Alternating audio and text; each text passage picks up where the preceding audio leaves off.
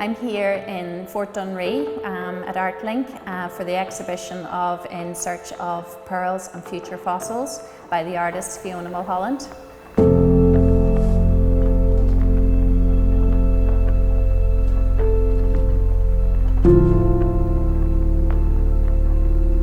I just wanted to start off with a little bit of background to how this exhibition came about for you and how you started looking to this particular space for the Errigal Arts Festival this year.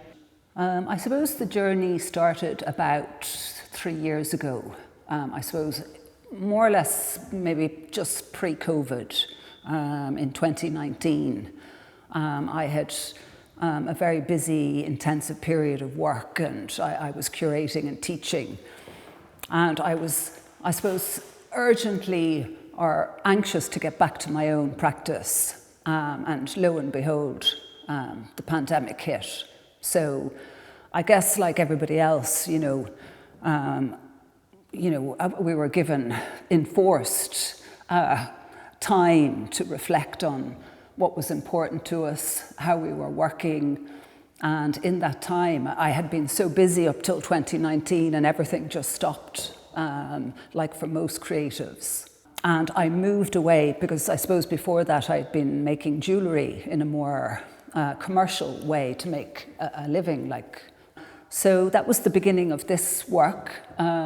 And it really started small through photography, documenting and trying to push and improve my skills. It hasn't been easy at times, because through the pandemic, studios were closed, facilities were closed, resources weren't as available. Yeah, and you talk about it being kind of an embodied experience of your journey. It's like a narrative journey where you're going around and you're looking in detail kind of at that counterpoint between the natural and the man-made and how those two worlds meet, and not often in quite an uneasy fashion.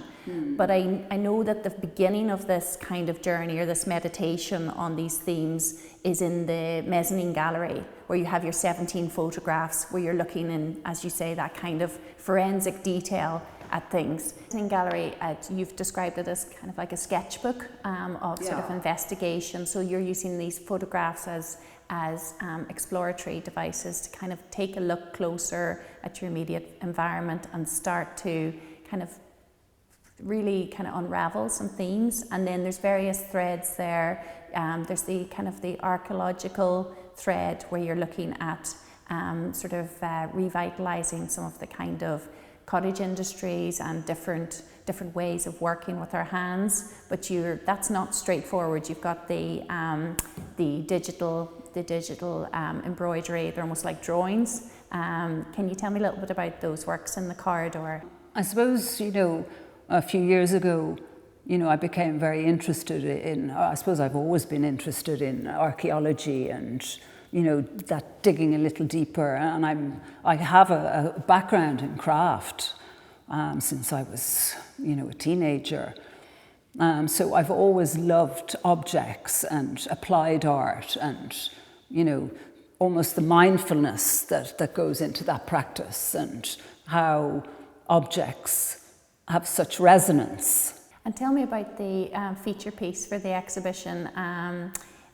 The Pearls of Wisdom piece. To talk a little bit about that, because that's kind of a repurposing of found materials, and then you're responding to kind of what you found on the coastline and how you've kind of reinterpreted that for us to maybe learn from, and this idea of repair and renewal. I knew a long time ago that I wanted to use polystyrene from the shores, and it was, driving me insane looking at this awful stuff washed up and, thinking of the damage it was doing. So I'd go around with bin bags and collect it. And again, I suppose it's that ritualistic thing, and,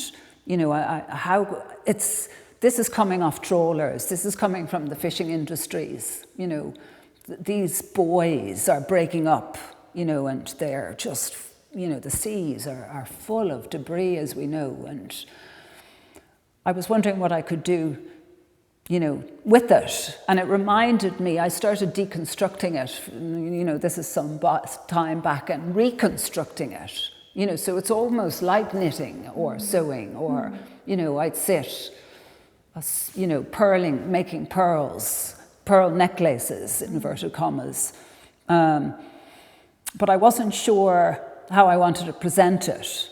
And those strands reminded me of DNA and, what can I say with this? What am I trying to say? And it came to me quite late into the start of the year that I realized it was the needle, sewing, it's mending. I want to, how can we repair? I'm using, I suppose the giant needle, sticking into the ground almost like the Excalibur sword, that, can we repair now? We need to look at how we can mend. And pearls are so significant. They're also formed from the sea. They're also formed from an irritant, in the mollusk, a grit. And I loved those ideas clashing.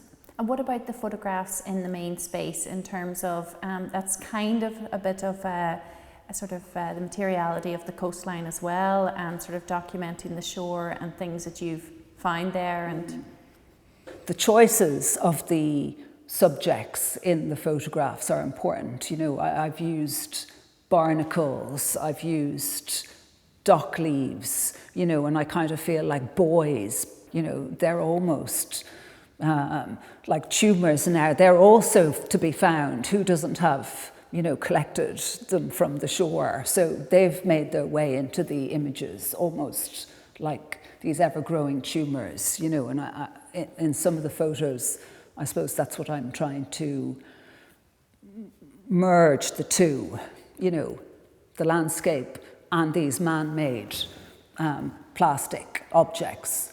And then the barnacles almost become like nuggets of gold, and then I've used the honesty plant, the notion, there's healing also. A lot of these plants have medicinal healing properties, or they're meant to, for example, the honesty plant is meant to ward off evil. But in this case also, again, there's another thing where weather or natural forces have impacted these plants. They're a bit haggard, they're a bit worn, they're a bit sad. There's somewhat of a little bit of a melancholy in the work too.